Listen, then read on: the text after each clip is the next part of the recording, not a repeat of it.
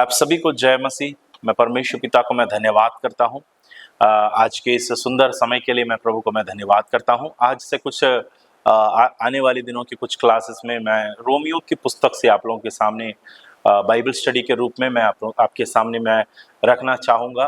तो जितने भी लोग हमारा ये संदेश को सुनते हैं, लगातार आप लोग इसको सुनने के प्रयास करें, क्योंकि ये हमारा लगातार क्लासेस होगा।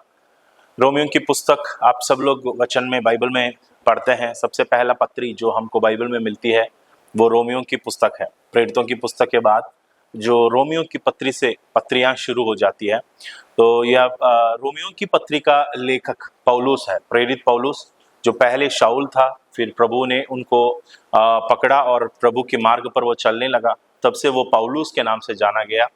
और वही पौलुस के द्वारा परमेश्वर ने रोमियो के पुस्तक का ये चिट्ठी, ये पत्री को लिखवाया है। और पौलुस को बहुत इच्छा था रोमी कलीसिया से मुलाकात करने के लिए, उनसे भेंट करने के लिए, मगर वो नहीं हो पाया। फिर भी उसने उनके विश्वास के बारे में जब सुना तो एक पत्री लिखा। वह पत्री है रोमियो की पत्री, जिसमें 16 अध्याय पाए जाते हैं। तो ये क्लासेस कुछ लंबा हमारा चलने वाला है। डेली आप लोग इसमें सुनने का प्रयास करें, और जब कभी हमारा वीडियोस का नोटिफिकेशन आपको मिले तो ज़रूर आप हमारे चैनल को सब्सक्राइब भी करके रखें, ताकि नोटिफिकेशन आपको मिल जाए। और जब नोटिफिकेशन मिले तो आप वीडियो ज़रूर देखें, और वचन सीखने के लिए और जो भी प्रश्न आपका रहेगा आप कमेंट में हमारे साथ आप शेयर कर सकते हैं।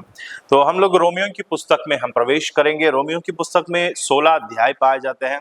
तो मैं बहुत सरल रूप में इन बातों को मैं समझाऊंगा, क्योंकि सुनने वाले नए लोगों के लिए भी ये बात समझने के लिए आसान हो जाए। परमेश्वर का वचन अगर आप सीखना चाहते हैं, समझना चाहते हैं, तो बाइबल हम एक साथ हम मनन करेंगे, पढ़ेंगे, अध्ययन करेंगे, और प्रभु हमारा अगुवाई करे, सहायता करे। एक प्रार्थना के साथ हम इस क्लास को हम शुरू करेंगे। महान परमेश्वर पिता, हम आपको धन्यवाद और स्तुति करते हैं प्रभु जी। आज से शुरू होने वाली रोमियो की पुस्तक का या अध्ययन के लिए विशेष प्रार्थना करते हैं। जितने भी लोग ऑनलाइन के माध्यम से, यूट्यूब के माध्यम से परमेश्वर पिता हमारे इस संदेश को सुनते हैं रोमियो की पुस्तक से, प्रभु जी आपके वचन को समझने के लिए, सीखने के लिए परमेश्वर पिता हमारे साथ जुड़ते हैं, उन सभी को आपके हाथों में देते हैं पिता। आज से शुरू होने वाली परमेश्वर इस बाइबल स्टडी को, अध्ययन को आप आशीष कर प्रभु। आपके वचन जिस आत्मा से लिखा गया है उसी आत्मा में हमको समझने की बुद्धि और ज्ञान दे परमेश्वर पिता। आपके आत्मा की अगुवाई पर परमेश्वर पिता आपके वचनों को सीखने में हमें सहायता कर। धन्यवाद, आपने प्रार्थना को सुना, सारी महिमा आपको देते हैं, यीशु नासरी के नाम से मांगते हैं पिता, आमीन आमीन। मैं फिर से एक और बार आप सभी को स्वागत करता हूं। तो आज हम लोग रोमियो की पुस्तक का एक डिवीजन हम देखेंगे, जो कुल किताब किस प्रकार से डिवाइड किया गया है, ताकि हमको पढ़ने में इजी हो जाए। तो 5 भाग में रोमियो की पुस्तक को ज़्यादातर स्कॉलर्स कहते हैं। मैं कुछ कमेंट्रीज को भी रेफर किया हूँ, तो उसमें मुझे जो मिला है, रोमियो की पुस्तक को पढ़ने के लिए और समझने के लिए, आसानी के लिए 5 भाग में डिवाइड किया गया है। 5 डिवीजन है। हो सके इससे ज़्यादा भी हम लोग उसमें से डिवीजन निकाल सकते हैं, मगर आज मैं 5 डिवीजन में मैं आपको ये क्लासेस को मैं सिखाऊंगा। तो हमारा मुख्य 5 टॉपिक रहेगा जो रोमियो की पुस्तक को समझने के लिए। उसमें पहला है सिन, यानी पाप। पाप के बारे में रोमियो की पुस्तक पहला अध्याय से लेकर 3 अध्याय और उसका 20 वचन तक पाप के संबंध में वहां पर चर्चा किया गया है। और दूसरा है साल्वेशन, यानी उद्धार। उद्धार के बारे में हम लोगों को वहां पर देखने को मिलता है। साल्वेशन के बारे में 3 अध्याय का 21वां वचन से लेकर 5 अध्याय का 11 वचन तक उद्धार के विषय में वहां पर कहा गया है। और उसके बाद हम लोग देख सकते हैं सेपरेशन के बारे में है। सेपरेशन यानी जो पवित्रताई, हमारा जीवन में जो पवित्रताई होना चाहिए, उसके विषय में वहां पर जो कहा गया है। सैंक्टिफिकेशन यानी सेपरेशन, उसके बारे में हम लोग वचन में देख सकते हैं। 5 अध्याय का 12 पद से और 8 अध्याय तक सेपरेशन या सैंक्टिफिकेशन के बारे में वहां पर जो समझाया गया है। और उसके बाद चौथा जो डिवीजन जो होता है वो है परमेश्वर की महानता या सोवर्निटी, जिसको डिस्पेंसेशन भी हम कह सकते हैं। तो सोवर्निटी जो परमेश्वर की महानता है, अलग अलग टाइम में, अलग अलग काल में परमेश्वर ने अपनी सामर्थ्य को लोगों पर कैसे प्रकट किया, इसके बारे में रोमी 9, 10, 11 ये 3 अध्याय डील करते हैं। और आखिरी जो अब जो पोर्शन है वो है रोमियो 12 अध्याय से लेकर 16 अध्याय तक सेवा के बारे में है, सर्विस के बारे में है, जो हमारे इस संसार में रहते हुए हम लोगों को कैसी सेवा करना चाहिए, 12 से लेकर 16 अध्याय तक। तो ये मुख्य 5 विभाजन रोमियो की पुस्तक में पाए जाते हैं। फिर से मैं दोहराना चाहूंगा, एक सिन है जो पाप के बारे में है, दूसरा साल्वेशन यानी उद्धार के बारे में, तीसरा सेपरेशन यानी जो अलगदाई के विषय में, और जो चौथा है सॉवर्निटी यानी परमेश्वर की महानता के बारे में, और आखिरी है सर्विस यानी सेवा, जो हमारा आत्मिक, शारीरिक और हर एक जो सेवा के बारे में वहां पर कहा गया है। ये 5 मुख्य विषय है। इसका जो थियोलॉजिकल टर्म्स में अगर आपको सीखना है, समझना है, तो सिन मतलब जो कंडमनेशन, जो दंड परमेश्वर की ओर से जो होता है सिन के बारे में, जिसके थियोलॉजिकल टर्म्स हम देख सकते हैं कंडमनेशन के ऊपर आधारित वो सिखाती है। और साल्वेशन यानी उद्धार यानी जस्टिफिकेशन मतलब धर्मी किया जाना, हमको धर्मी बना दिया, उस बात के बारे में वहां पर समझाते हैं। और सेपरेशन यानी अलगदाई या पवित्र जीवन बिताना, जिसका थियोलॉजिकल टर्म हम सैंक्टिफिकेशन बोलते हैं, जो अपने आप को शुद्ध करना। तो जस्टिफिकेशन, सैंक्टिफिकेशन, फिर हम लोग देख सकते हैं सॉवर्निटी ऑफ गॉड।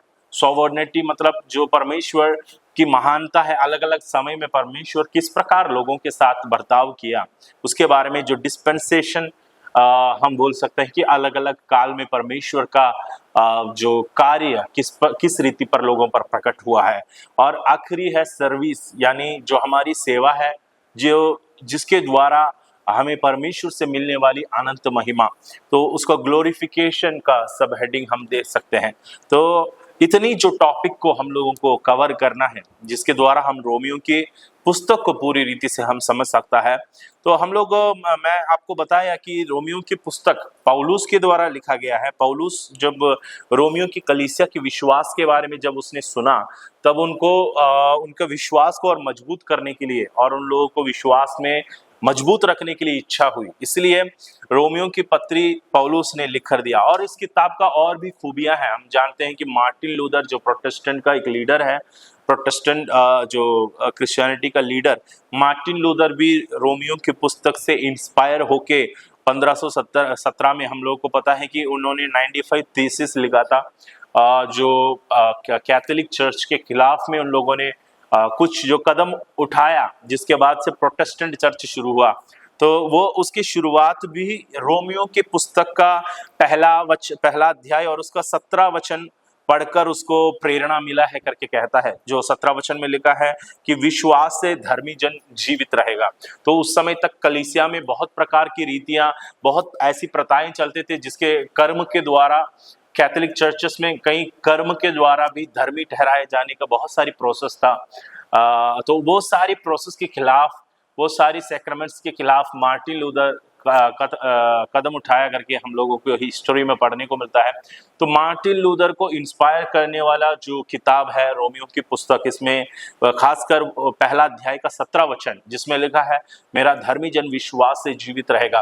तो परमेश्वर के वचन कई लोगों के जीवन को बदला है, और इतिहास में ये किताब बहुत ज्यादा लोगों को इन्फ्लुएंस भी किया है। बाइबल का अगर हम देखा जाए तो रोमियो की पुस्तक बाइबल में एक ऐसा पुस्तक है जो हर एक पत्रियों का एक रानी कह सकते हैं, है ना, क्यों बोल सकते हैं, क्योंकि वैसे एक जिसमें सब कुछ पौलुस ने शुरू से लेकर सारी बातों को इसमें लिखा गया है, कि एक ऑर्डरली हमको समझाया गया है मनुष्य का पाप, फिर छुटकारा, फिर हमको कैसे पवित्रताई में जीना है, प्रैक्टिकल लाइफ के बारे में, मॉरल लाइफ के बारे में, और अनंत महिमा के बारे में, आने वाले दिन की जो महिमा के बारे में, सारी बातों को पौलुस इस किताब के द्वारा कवर किया है। तो हम लोगों को एक बाइबल का ब्लूप्रिंट भी हम बोल सकते हैं रोमियो के पत्री। तो ये जो पत्री है, इसको हम जो जितनी गहराई से, जितने अच्छे से हम पढ़ेंगे, मनन करेंगे, उतना ज्यादा परमेश्वर का वचन को हम समझने के लिए प्रभु हमारा सहायता करता है। और खासकर हम लोग इस किताब को जब पढ़ते हैं तो एक बात हमको याद रखने की आवश्यकता है, इसमें इसका मुख्य थीम विश्वास के द्वारा धर्मी ठहराया जाने के ऊपर है। जो प्रभु यीशु मसीह पर हमने विश्वास किया, उस विश्वास कर्म रहितता कोई कर्म के कारण हम लोगों ने धर्मी नहीं ठहरा, मगर परमेश्वर की दया और अनुग्रह है जो एकमात्र हमें धर्मी बनाया है। तो उसी विषय पर आधारित करके पौलुस हमको यहाँ पर सिखाया गया है। तो बाइबल में एक और किताब हमको जो देखने को मिलता है जो याकूब की पत्री है, जिसमें इसके ऑपोजिट में कुछ बातों को लिखा गया है। सिर्फ विश्वास से धर्मी नहीं ठहरेगा, मगर विश्वास कर्म बिना अधूरा है जो सिखाता है। वो भी मसीह जीवन का दूसरा एक पहलू के बारे में याकूब वहां समझाते हैं। मगर ये हमारा शुरुआत के दिनों के या उद्धार के बारे में, और जो हमने जो प्रभु पर जो विश्वास किया, प्रभु में बपतिस्मा लिया, ये सारी चीजों के बारे में कवर करता है। और हमारा जीवन में जो विश्वास जो लाया गया वो प्रभु के कारण था और परमेश्वर के अनुग्रह था। हमने खुद से विश्वास नहीं किया। जैसे यूहन्ना में लिखा है, तुमने मुझे नहीं चुना, मैंने तुम्हें चुना है। तो चुनाव परमेश्वर की ओर से हुआ है, मनुष्य अपनी इच्छा से मसीह को नहीं चुना है। तो प्रभु ने शुरू किया, इनिशिएट प्रभु ने किया करके पौलुस ये समझाना चाह रहे हैं। तो ये किताब को हम लोग जब आगे पढ़ते हैं तब हमको देखने को मिलता है कि जो पौलुस रोम में जाना चाहता था, बार बार वो चाहता था, मगर रोम जाने से पहले यरूशलेम में उनको बंदी बना लिया गया था, हाउस अरेस्ट हो गया था उसको, फिर अरेस्ट किया गया था, फिर बाद में रोम में सिपाहियों के द्वारा, रोमियों के द्वारा उनको लेके गया, मगर वहां पर उनका मृत्यु हुआ था। रोम में वो समाप्त हो गया था और चर्च से मिलना या मुलाकात करने का अवसर उनको नहीं मिला था। तो मैं सोचता हूँ कभी कभार पौलुस को परमेश्वर ने बहुत पहले इसलिए शायद नहीं भेजा रोम में उन लोगों, क्योंकि रोम में पौलुस का अंतिम दिन था। रोम में पौलुस समाप्त हो गया था, उनका जिंदगी समाप्त हो गया था। तो शायद प्रभु की इच्छा है कि चिट्ठी के द्वारा उनसे बात करें। और जो पत्री पौलुस ने जो लिखा है उसमें हम प्रवेश करेंगे। तो हमारा पहला टॉपिक पाप के ऊपर है। पहला अध्याय से लेकर 3 अध्याय का 20 वचन तक हम लोग पाप के बारे में डील करेंगे। तो मैं जल्दी से बाइबल का वचनों को मैं पढ़ते जाऊंगा ताकि हम लोगों को इजीली बातों समझने के हम प्रयास करेंगे। एक अध्याय का पहला वचन से मैं 7 वचन तक मैं पढ़ना चाहूंगा। वहां पर लिखा है, पौलुस की ओर से जो यीशु मसीह का दास है और प्रेरित होने के लिए बुलाया गया और परमेश्वर के उस सुसमाचार के लिए अलग किया गया है, जिसकी उसने पहले ही से अपने भविष्यवक्ताओं के द्वारा पवित्र शास्त्र में अपने पुत्र हमारे प्रभु यीशु मसीह के विषय में प्रतिज्ञा की थी। वह शरीर के भाव से तो दाऊद के वंश से उत्पन्न हुआ और पवित्रता की आत्मा के भाव से मरे हुओं में से जी उठने के कारण सामर्थ्य के साथ परमेश्वर का पुत्र ठहरा है। उसके द्वारा हमें अनुग्रह और प्रेरिताई मिली है कि उसके नाम के कारण सब जातियों के लोग विश्वास करके उसके माने, जिनमें से तुम भी यीशु मसीह के होने के लिए बुलाए गए हैं। उन सबके नाम जो रोम में परमेश्वर के प्यारे हैं और पवित्र होने के लिए बुलाए गए हैं। हमारे पिता परमेश्वर और प्रभु यीशु मसीह की ओर से तुम्हें अनुग्रह और शांति मिलती रहे। पहला 7 वचन हमने पढ़ा है, वहां पर अभिवादन जो ग्रीटिंग्स के बारे में लिखा गया है, वो उसका पहला ही वचन में हम ध्यान दे सकते हैं। पौलुस की ओर से जो यीशु मसीह का दास है, वहां पर इंग्लिश में डूलोस एक शब्द आया है, मतलब ग्रीक बाइबल में डूलोस एक शब्द आया है, मतलब उसका इंग्लिश में अर्थ है बॉन्ड सर्वेंट, मतलब एक गुलाम के समान है, एक स्लेव के समान पौलुस अपने आप को कहता है। जो हम देख सकते हैं कि पुराना नियम में एक सर्वेंट अलग होता है, एक स्लेव अलग होता है, एक दास अलग है, एक गुलाम अलग है। दास के जीवन में कुछ हद तक एक फ्रीडम है, एक आजादी होता है कि वो चाहे तो वो अपनी मर्जी से काम छोड़ सकते हैं। दास लोग अपना काम छोड़कर वो भाग सकते, जा सकते हैं, मगर गुलाम ऐसा है जो बेचा गया है। अब उनका खुद का कोई फ्रीडम नहीं है, खुद का कुछ भी नहीं है। जो मालिक कहेगा वही मानना पड़ेगा, वही खाना पड़ेगा, वही रहना पड़ेगा, जैसे वो बोलता है वैसे करना पड़ता है। अपना चॉइस नहीं रहता है गुलाम के जीवन में, या जो डूलोस होता है उनके जीवन में खुद का कोई भी राइट्स नहीं होता है, क्योंकि स्लेव्स है, उनको खरीदा गया है, एक दाम देकर खरीदा गया है। पौलुस अपने आप को जब रिप्रेजेंट करते हैं तो वो दास के रूप में नहीं कहता। आजकल हम लोग क्या कहते हैं, परमेश्वर का दास है बोलते हैं, प्रभु का दास ही बोलता है। दास सर्वेंट होता है, मगर पौलुस यहाँ पर गुलाम कहता है। गुलाम मतलब क्या है, हम परमेश्वर के लिए संपूर्ण तौर पर बेचा गया है। अब हमारा जीवन में क्या नहीं है, आजादी नहीं है, फ्रीडम नहीं है। कौन सी फ्रीडम? सेल्फ जो फ्रीडम जो होता है, अपनी इच्छा पर चलना, अपनी इच्छा के अनुसार करना, अपनी इच्छा के अनुसार जो देखना, बोलना, खाना पीना, ये सारे अधिकार हमारा खत्म हो चुका है, क्योंकि हम मसीह के लिए मसीह ने हमें खरीदा गया है। कुरिन्थ की पत्री में ऐसा लिखा गया है कि मसीह ने हमें दाम देकर मोल लिया है, इसलिए हम अपने आप के नहीं हैं, हम खुद के नहीं हैं, परमेश्वर का शरीर है करके वहां पर लिखा गया है। तो जब प्रभु ने हमें मोल लिया, परमेश्वर ने हमें खरीदा है, तो हम खुद के नहीं हैं। तो हमारा जीवन में जो अधिकार जताता है, चलाता है, वह भी हमारा परमेश्वर है। तो हमारा अधिकार नहीं है हम अपनी इच्छा से कुछ भी करना, कुछ भी देखना, कुछ भी बोलना, ये नहीं होगा, क्योंकि हमें परमेश्वर ने खरीद लिया है। ये समझ हमारे अंदर होगा, जब होगा तभी हम लोग उस पद में हम ठीक बैठ सकते हैं। वरना हम लोग दास, अपने आप को दास समझ सकते हैं, अच्छी बात है, दास कहना अच्छी बात है, मगर दास से भी बढ़कर है गुलाम। मतलब एक और हायर सबमिशन होना जरूरी है उसके लिए, उससे भी ज्यादा समर्पण होना आवश्यक है। दास के लिए जितना समर्पण होता है, उससे ज्यादा समर्पण गुलाम के लिए होना पड़ता है, क्योंकि वह खुद से कुछ नहीं कर पाते हैं। हम लोग अपने आप को सोचना है कि हम मसीह का कौन है। पौलुस कहता है मैं मसीह का, हिंदी बाइबल में जो दास जो शब्द लिखा गया है, मगर अंग्रेजी में जब ये पढ़ते हैं तो वहां पर स्लेव के समान है, गुलाम के समान है, क्योंकि उसका असली अनुवाद यहाँ पर हमको नहीं मिलता है, मगर ग्रीक बाइबल में हमें मिलता है, वो डूलोस होता है। डूलोस मतलब वो गुलाम होता है। तो मसीह का गुलाम के समान है। और गुलाम को क्या नहीं मिलता है? तनख्वाह नहीं मिलता है, उनको सैलरी नहीं मिलती है। दास, सर्वेंट को सैलरी मिलती है, वो जो काम करता है उसके लिए उसको कुछ इनाम मिलता है। मगर गुलाम कोई उम्मीद के साथ नहीं रहता है कि मालिक मुझे इस महीने का सैलरी देगा, इस महीने मुझे कुछ देगा, कुछ बोनस मिलेगा, ये सब सोचकर नहीं रहता है।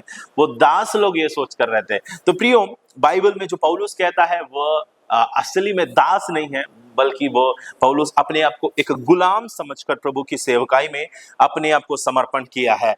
तो हमको यहाँ पर ये देखने को मिलता है, पौलुस रोमी कलीसिया को कहता है मैं मसीह का गुलाम हूँ, मसीह का मैं गुलाम हूँ कहता है। मैं सोचता हूँ कभी कभार, अब रोम कलीसिया को पौलुस ने देखा नहीं है, उनके विश्वास के बारे में सुना है, चर्चा सुनी है, मगर पौलुस चाहता तो रोमी कलीसिया के लिए जब लिखता है, ना रोमी कलीसिया वाले पौलुस को देखे हैं, ना पौलुस रोमियों को देखे हैं, तो अपना बढ़ाई के लिए पौलुस बहुत कुछ लिख सकता था, बोल सकता था कि मैं मसीह का प्रेरित हूँ, मैं मसीह का बड़ा अपोस्तल हूँ, बड़ा भविष्यद्वक्ता हूँ, रेवरेंड हूँ, फलाना है, ऐसा सब पौलुस चाहते तो अपने नाम के सामने लोगों को इम्प्रेस करने के लिए, जैसे आजकल कई लोग ऐसी पद लेते हैं, ये लोगों को दिखाने के लिए कि मैं कितना बड़ा हूँ, मैं कितना भयंकर हूँ, मैं परमेश्वर में कितना आदरणीय हूँ, वो दिखाने के लिए पौलुस चाहे तो कुछ क्रेडेंशियल ले सकता था लोगों को इम्प्रेस करने के लिए, मगर पौलुस हमेशा अपने आप को बड़ा करके दिखाने के लिए वो नहीं चाहता है। और हम देखते हैं कि पौलुस अपने आप को छोटा कर देता है, अपने आप को जितना नीचा कर सकता है नीचा करके लोगों के सामने दिखाते हैं कि मैं मसीह का गुलाम हूँ। जबकि हम जानते हैं कि पौलुस इतना पढ़े लिखे हैं ना, प्रेरितों की पुस्तक 22 अध्याय का 3 वचन में हम पढ़ते हैं कि पौलुस एक स्कॉलर था, एक पंडित था, एक ज्ञानवान था। गमालियल नामक एक जो यहूदी पंडित है, स्कॉलर है, उनके अंडर में पौलुस ने ट्रेनिंग लिया है। गमालियल एक लीडर था यहूदियों का, उसके नीचे पौलुस ने अपना व्यवस्था का लो, मूसा का जो लो है उसको पूरा सीखा है, समझा है, ज्ञान पाया है। और पौलुस कौन भी है करके 22 अध्याय कहते हैं कि वो एक रोमी सिटीजन है, एक नागरिक है, जिसके पास रोमी नागरिकता होता है। वो उस समय के लोगों, क्योंकि रोमियों का शासन है, तो रोमी नागरिक कहने से हर एक लोग उसके सामने डरते थे। मगर पौलुस खुद एक रोमी नागरिक है, रोमी सिटीजनशिप उनके पास है, डिग्री उनके हाथ में है, पढ़ाई लिखाई जो किया है गमालियल के अंडर में उन्होंने किया है, यहूदियों का सबसे बड़े स्कॉलर है, उनके अंडर में वो पढ़ाई किया है और नागरिकता भी रखा है। और पौलुस इतने सारा जो उनके जीवन में गवाहियां है बोलने के लिए, यीशु मसीह के साथ एनकाउंटर हुआ है उनका, यीशु मसीह के आमने सामने बात किया है, जब दर्शन हुआ तो यीशु मसीह की आवाज उसने कानों में सुना है, बात भी करने लगा है। और पौलुस ने ये सब कुछ एक्सपीरियंस अपने जीवन में किया है। और इतना अगर बड़ाई करने के लिए एक और बात पौलुस के पास है, 2 कोरिन्थी 12 अध्याय का 2 वचन में लिखा है कि तीसरा स्वर्ग तक उठा लिया गया है, तीसरा स्वर्ग तक उठा लिया गया, वहां जाकर ऐसी भाषाओं को सुना, परमेश्वर की महिमा को देखने वाला।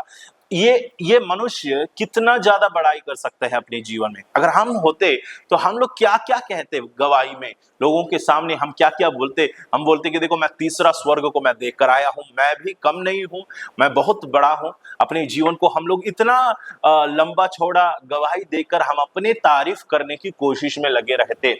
आजकल की बहुत सारी गवाहियां ऐसी होती है जो परमेश्वर को महिमा देने की बजाय लोग अपने आप अपने जीवन में महिमा लेने लगा है। कोई प्रार्थना करता है किसी के लिए, सर पर हाथ रखता है, बीमारी चंगा करता है, तो महिमा परमेश्वर को देने के बजाय उन लोग गवाही में ऐसा बोलेंगे, पास्टर ने हाथ रखा, मैं चंगे हो गया, मैं पास्टर को धन्यवाद देता हूं।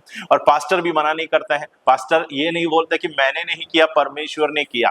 इस बात में मुझे यूसुफ का याद आता है। जब यूसुफ को फिरौ के सामने खड़ा कराया गया तो फिरौ ने बोला कि मैं सुना हूं कि तू सपना का अर्थ बताता है, हर एक सपना जो जो भी तेरे सामने बताता है उसका अर्थ तू बताता है। तुरंत यूसुफ कहता है मैं नहीं बोलता, परमेश्वर उसको जवाब देता है। मेरा कोई खूबी नहीं है, वो मेरा क्रेडिट नहीं है। हमारा भी जीवन में कभी भी हम लोग क्रेडिट जो होता है ना, वो महिमा जो देना है वो खुद नहीं लेना चाहिए, वो परमेश्वर को देना चाहिए। अगर हम परमेश्वर को महिमा देंगे, परमेश्वर हमें जितना ऊंचा उठाना है उतना ऊंचा उठाएगा। प्रभु हमें इसलिए चुना है कि हम उसके महिमा देने वाला बने।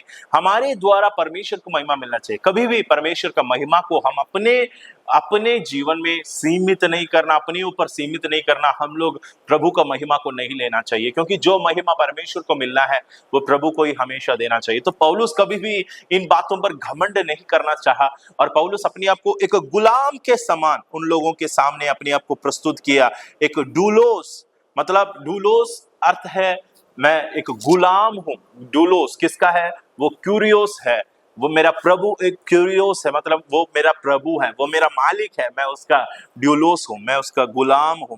तो ये एक बात पहला अध्याय में पौलुस उनको अपना जो पहचान कराते समय, सेल्फ इंट्रोडक्शन के समय पौलुस जो कहता है, ये बात पढ़कर मुझे बहुत अच्छा लगा, जो पौलुस का एक नेचर था।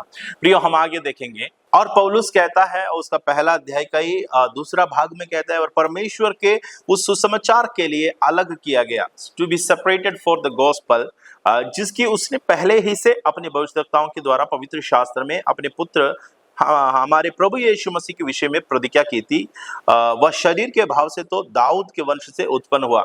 तो देखो सुसमाचार के बारे में, प्रभु यीशु मसीह के आगमन के बारे में जो प्रचार शुरू हुआ था वो प्रेरितों के समय से तो नहीं हुआ। गुड न्यूज का जो प्रीचिंग जो होता है ना, सुसमाचार का प्रचार प्रेरितों के समय से या यीशु मसीह के समय से शुरू नहीं हुआ, उससे पहले भविष्यवक्ताओं के द्वारा चालू हो गया था कि यीशु मसीह आने वाला है छुटकारा देने के लिए, उद्धार देने के लिए, पापों से छुड़ाने के लिए यीशु मसीह आने वाला। यह प्रचार भविष्यवक्ताओं के द्वारा शुरू किया गया था। तो उसी सेवकाई के लिए पौलुस ने अपने आप को भी सेपरेट किया।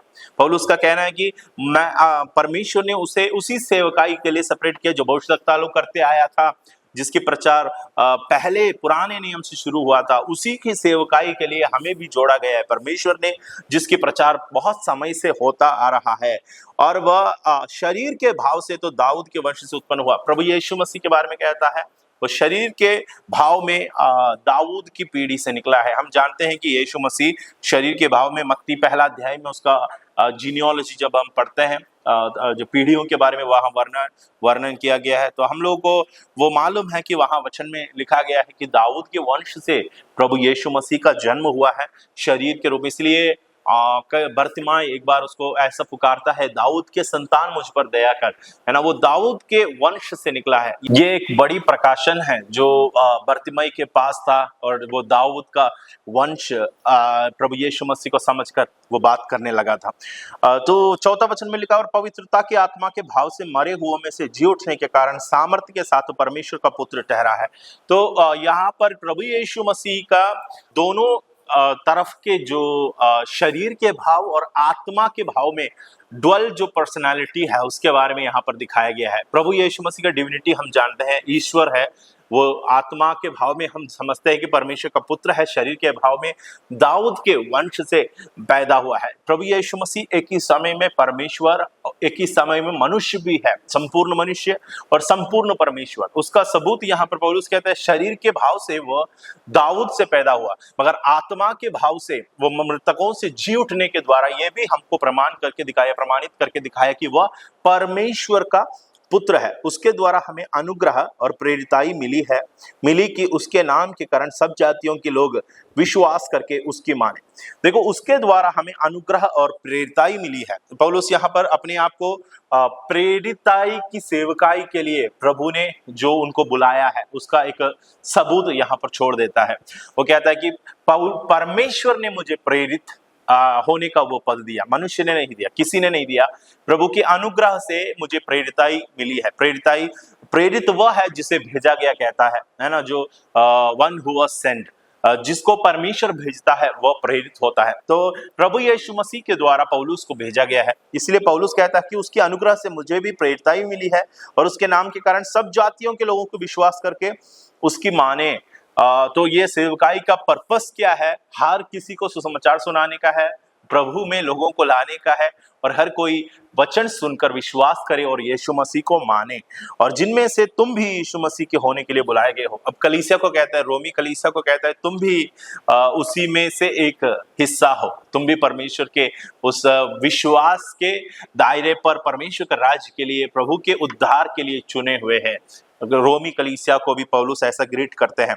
और 7वां वचन मैं पढ़ता हूं, उन सबके नाम जो रोम में परमेश्वर के प्यारे हैं और पवित्र होने के लिए बुलाए गए हैं, हमारे पिता परमेश्वर और प्रभु यीशु मसीह की ओर से तुम्हें अनुग्रह और शांति मिलती रहे। यहाँ पर 7वां वचन में ग्रेस एंड पीस, जो दो शब्द हमको यहाँ पर जो देखने को मिलता है, ग्रेस एंड पीस, है ना। पुराना नियम में ग्रेस एक शब्द हमको बहुत रेयरली देखने को मिलता है, बहुत मुश्किल है, दुर्लभ है, वहां पर है ही नहीं। वहां पर शांति हमेशा है, पीस बी अपॉन यू।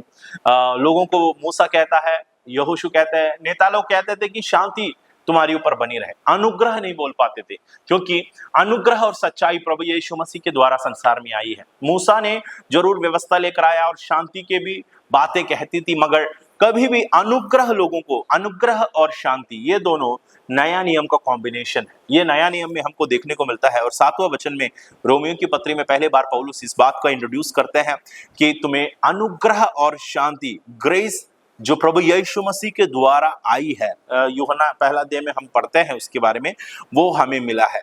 तो और देखो, परमेश्वर ने उन सबके नाम जो रोम में परमेश्वर के प्यारे हैं और पवित्र होने के लिए बुलाए गए हैं, हमारे पिता परमेश्वर और प्रभु यीशु मसीह की ओर से तुम्हें अनुग्रह और शांति मिलती रहे। हालेलुया।